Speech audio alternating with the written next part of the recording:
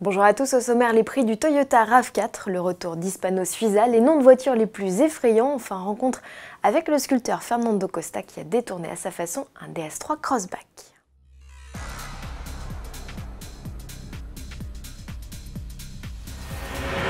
Le carnet de commande du RAV4 est officiellement ouvert. Toyota annonce tous les tarifs de son SUV de 5e génération.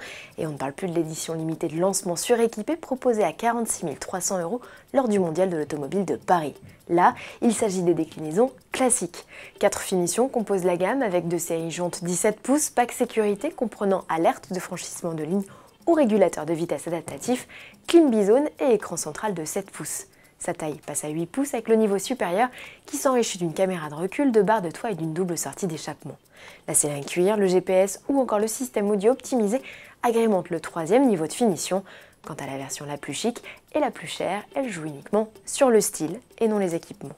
Sous le capot, plus le choix, le SUV est uniquement décliné avec un bloc hybride. Il développe 218 chevaux sur la version 2 roues motrices, tarif à partir de 34 950 €.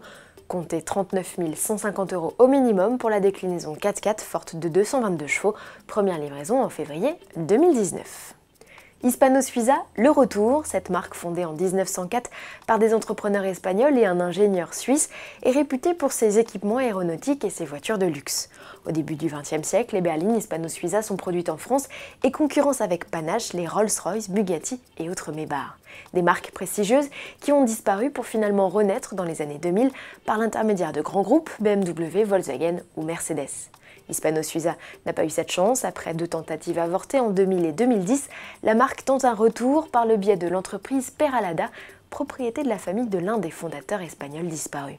Au programme, une auto électrique haute performance dont vous découvrez un premier aperçu. Rendez-vous est donné au Salon de Genève en mars 2009 pour la découvrir intégralement. En bref, comme chaque 31 octobre, on célèbre Halloween. C'est particulièrement vrai en Angleterre, aux États-Unis ou en Australie, où la fête est très populaire, à tel point qu'un site britannique a recensé les noms les plus effrayants de voitures. Citons les Rolls-Royce Phantom, l'AMC Gremlin, la Lamborghini Diablo ou encore les Alfa Romeo Spider, Dodge Viper ou Demon. Liste non exhaustive bien sûr.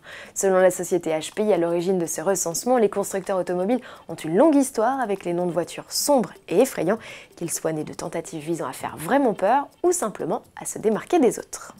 De passage à Paris ces prochains jours, jusqu'au 1er décembre 2018, le DS World Paris accueille les œuvres d'un sculpteur soudeur, Fernando Costa. Pour réaliser ses créations, l'artiste utilise de la tôle qu'il récupère et recycle à sa façon.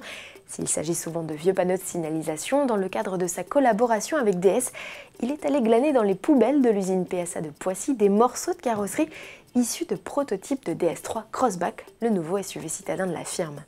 Ces éléments, assemblés avec le concours des employés, ont donné vie à 2 œuvres monumentales exposées au sein du showroom de la marque, situé 33 rue François 1er. L'entrée est gratuite. Plus de détails sur cette exposition en visionnant notre vidéo dans la playlist Reportage. On se retrouve vendredi pour un nouveau JT avec à l'affiche la nouvelle BMW série 8 Cabriolet.